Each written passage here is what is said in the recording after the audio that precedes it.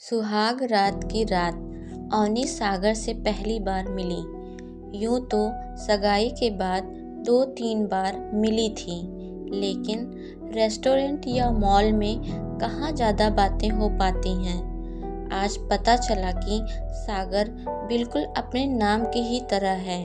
धीर गंभीर, उनकी वो राजदार आवाज़, नशीली आँखें और शानदार व्यक्तित्व पहली रात बातों में ही गुजर गई। आम लड़कों की तरह उसने कोई अधीरता नहीं दिखाई और अवनी इसी बात पर फिदा हो गई। पर अगले दिन भी यही हाल रहा। अवनी ने सोचा कि हो सकता है कि मुझसे पहल चाहते होंगे या शर्मा रहे हैं। अगले दिन दोपहर में सागर को सोते देख शरारत सूझी। अवनी ने उसके बालों को सहलाते हुए छुआ ही था कि सागर चौंक कर उठ गया। उसके माथे पर पसीना आ गया। अवनी को बड़ा अजीब लगा। 2-3 रातें बीती। अवनी को लगा कि सागर को कोई दिक्कत है। आजकल अजीब सी बीमारियां चल रही हैं। कहीं वो आयुष्मान खुराना की उस मूवी वाली प्रॉब्लम तो नहीं। मेरे पास तो सास ननद भी नहीं है। किसको कहूँ? माँ से पूछूं या भाभी को बताऊं? सोच ही रही थी कि सागर ने एक लिफाफा थमाया और कहा, पैकिंग कर लेना। ओहो, हनीमून की टिकट, वो भी गोवा में। थैंक यू डियर हस्बैंड कहकर गले लग गई। आज सागर की बाहों की गर्मी में वो पिघल गई। सागर ने दोनों दिलों को आज एक कर दिया। सब कुछ सामान्य हो गया। उसे अपनी ही बेवकूफ़ी पर हंसी आने लगी कि क्या क्या इमेजिन कर लिया। हनीमून से सागर का बेशुमार प्यार और विश्वास लेकर लौटी। सागर में कोई कमी नहीं थी। बहुत ही प्यारा, सुलझा, शरीफ हस्बैंड पति मिला था। पर एक ही बात अवनी को समझ नहीं आई कि सागर बेहिचक उसे छूता, पर जब भी अवनी पहल करती तो वो हड़बड़ा जाता।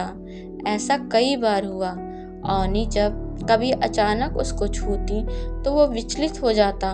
एक रात सागर देर तक स्टडी में बैठा था और अवनी को नींद नहीं आ रही थी, तो वो भी नीचे गई कि सागर शेल्फ में एक डायरी रख रहे हैं। अवनी चुपके से पीछे से उससे लिपट गई। सागर बिल्कुल चौंक गया। उसने अवनी को धक्का दे दिया और बिना मुड़े दौड़ते हुए कमरे में चला गया। अवनी का मन डर, शंका और इस अनअपेक्षित व्यवहार से भर गया। वो भी पीछे भागकर तुरंत ऊपर गई तो देखा कि सागर पसीने से तरबतर भीगा हुआ था और आंखें इतनी लाल, हाथ पैर कांप रहे थे। बहुत डरा सहमा बैठा है। क्या हुआ सागर? इस अजीब व्यवहार की क्या वजह है? क्या हो जाता है आपको? क्यों ऐसा व्यवहार करते हो जैसे मैं कुछ गलत कर रही हूँ? अवनी ने चीखते हुए पूछा और रोने लगी। सागर ने वो डायरी अवनी को थमा दी। अवनी पन्ने पलटने लगी। तभी सागर ने कहा, ये सारे पन्ने मेरा दर्द बयान नहीं कर सकते अवनी। क्या बताऊँ तुम्हें? बाकी सब की तरह तुम्हें भी कभी यकीन नहीं होगा कि मेरा बलात्कार हुआ है। हाँ अवनी, एक बिन माँ के बच्चे का हॉस्टल वार्डन की बीबी और उस ट्यूशन टीचर ने न जाने कितनी बार शोषण किया। मेरा बचपन इसी अंधेरे में बीता। पिताजी को बिजनेस से कभी फुर्सत नहीं मिली और मामा जी ने कहा कि भला लड़कों का भी रेप होता है क्या? पागल मत बना, किसी ने नहीं सुना। एक लड़के का बलात्कार, हंसेंगे लोग तुम पर वो डरावनी यादें मेरा पीछा नहीं छोड़ती। तुम्हारे उसी तरह छूने से मुझे सब याद आ जाता है जिसको मैं भुला देना चाहता हूँ, पर मैं क्या करूँ? मुझे डर लगता है कि तुम सच्चाई जानकर मुझसे दूर न चली जाओ।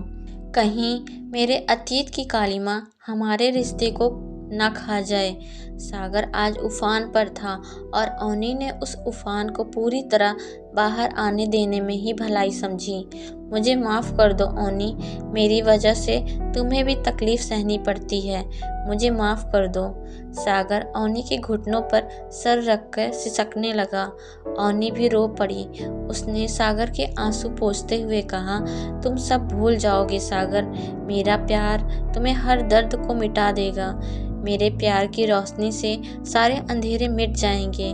मेरा विश्वास करो सागर, मैं तुम्हारे पास हूँ, तुम्हारे साथ हूँ और हमेशा साथ रहूँगी। आपको यह कहानी कैसी लगी कमेंट करके ज़रूर बताएं।